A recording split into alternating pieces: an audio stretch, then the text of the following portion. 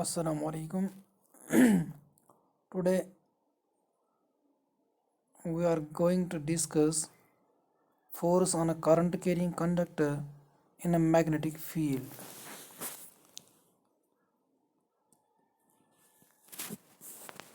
Here we are dealing with two magnets. One is a permanent magnet and another we take as a current carrying conductor. Let us try to find what happens when we place this current carrying conductor in a uniform magnetic field.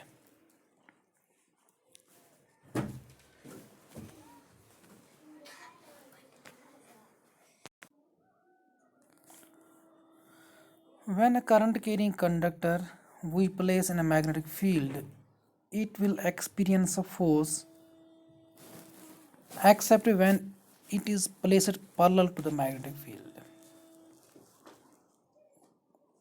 It means whenever we place a current carrying conductor in a magnetic field, a force will be exerted on the current carrying conductor. But the force will come into effect only when the current carrying conductor is placed in a direction perpendicular to the magnetic field. If we place the current carrying conductor in a direction such that the magnetic field is parallel, that is along the surface, direction of magnetic field is along the surface of the conductor, then there will be no force existing on the conductor. So there is a strong condition which you have to take in mind while dealing with the current carrying conductor to be placed in a magnetic field. Now the force which comes into existence there is due to the interaction between two magnets. One is a permanent magnet in the field of which we place the conductor, and the second magnet is an electromagnet that is our current carrying conductor which we place in the magnetic field of the permanent magnet. Well, in short, we can say that the force which comes into play is the interaction between the current carrying conductor and the permanent magnet. Now the force which comes into play, that is the force experienced by the conductor, has been experimentally found that the force as usual will depend upon the amount of current through the conductor. If you are passing much amount of current through the conductor, then the force experienced will be large. Number one. Number two, the force experienced by the conductor will also depend upon the length of the conductor.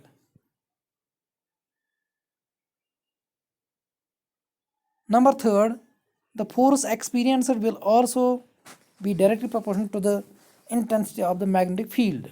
If you are taking a strong magnet, then the force experienced by the conductor will be more.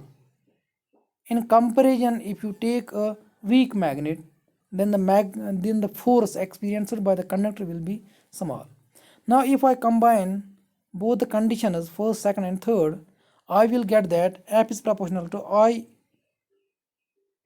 ILB, or I can write F is equal to K ILB, where this K is the constant of proportionality as usual we take, but here in SI units the value of K is 1, so I can write F is equal to ILB.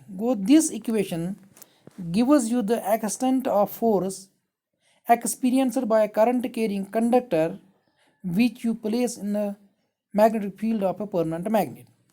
Now the main motive of this topic is that this is a governing phenomena for the working, or we can say this is the governing phenomenon for the construction of certain electric gadgets such as electric motor या electric generator जो है,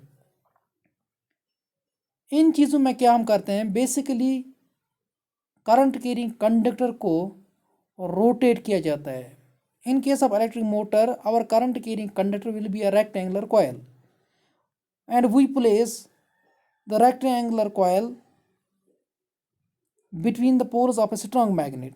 Then due to the interaction between the coil and the magnet, the coil gets rotated and hence the electric motor works. So this is the governing principle for the construction of electric motor or electric generator. That is why we study this force on a current carrying conductor in a magnetic field. Now let us try to see what will be the direction of rotation of the conductor. Whenever the force is exerted on the conductor gets rotated continuously. Now we have to see the direction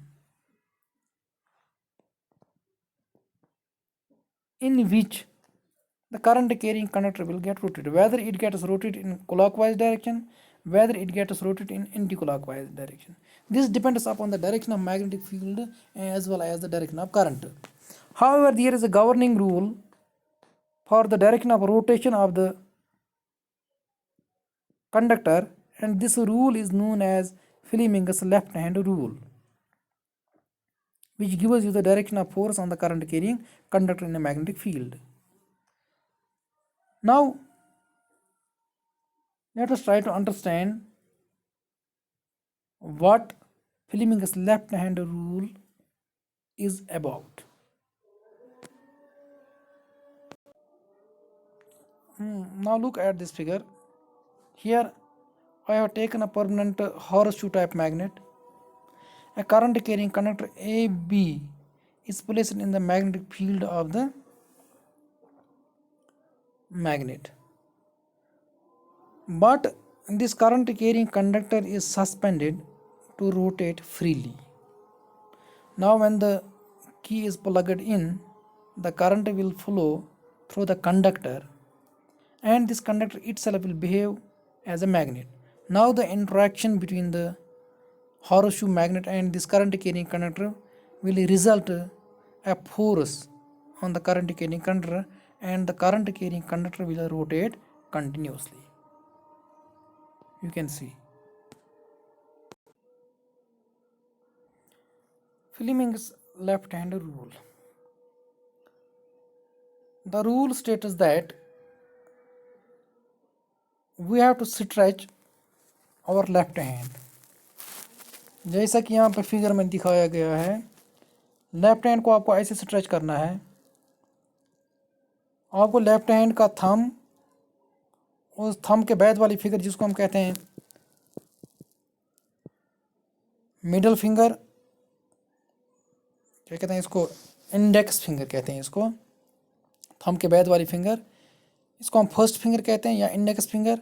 उसके बाद आपको middle finger stretch करनी है. Thumb, first finger और index finger and the middle finger, you have to stretch in such a way that they should be mutually perpendicular to each other. ठीक, जैसे कि यहाँ पे दिखाया गया है, ऐसे ही आप अपने लेफ्ट हैंड को स्ट्रेच कीजिए. ठीक, now using this left hand convention, you can always find the direction of motion of a current carrying conductor in a magnetic field. The rule states that if we stretch the thumb, index finger and middle finger of our left hand such that they are mutually perpendicular to each other, then if the index finger or the first finger gives the direction of magnetic field, if this index finger points in the direction of magnetic field,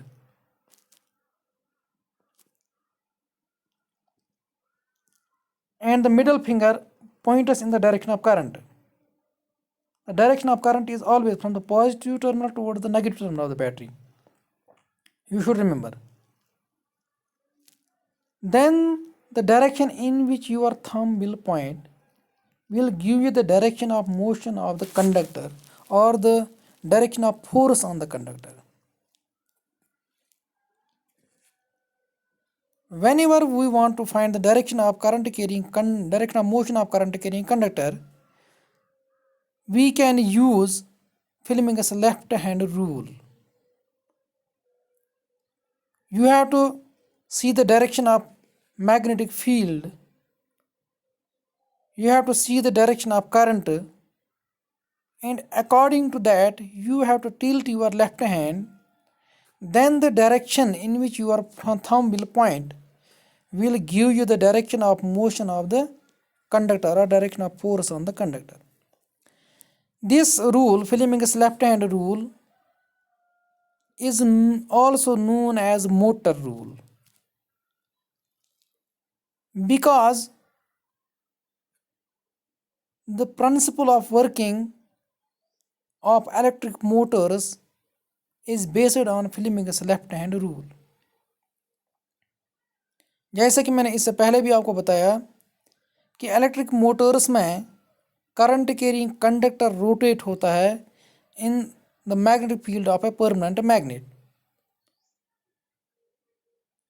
तो आप Fleming का left hand rule इस्तेमाल करते हुए आप बता सकते हैं कि इलेक्ट्रिक मोटर इसमें जो कॉइल है, जो इसमें क्या कहते हैं हम इसको, जो इसमें करंट कैरिंग कंडक्टर है, उसकी डायरेक्शन ऑफ रोटेशन क्या है, वेदर दैट रोटेट्स क्लॉकवाइज और इट रोटेट्स एंटी क्लॉकवाइज। इंशाल्लाह ये चीज़ें डिस्कस होंगी फिर से इलेक्ट्रिक मोटर वाले टॉपिक में। तो फ़िलहाल आज के लिए इतना ही। फ्लेमिंग्स लेफ्ट हैंड रूल को समझने की कोशिश कीजिए, इसका स्टेटमेंट याद रखिए। कल हम इसको यूज़ करने जा रहे हैं while dealing with the electric motor. तो वहाँ पर हम देख लेंगे कि किस तरीके से फ्लेमिंग के लेफ्ट हैंड रूल के द्वारा हम direction of motion of current के लिए कंडक्टर डिटरमाइन कर सकते हैं। आज के लिए बस इतना ही। अपना ध्यान रखिएगा। अल्लाह हाफिज़।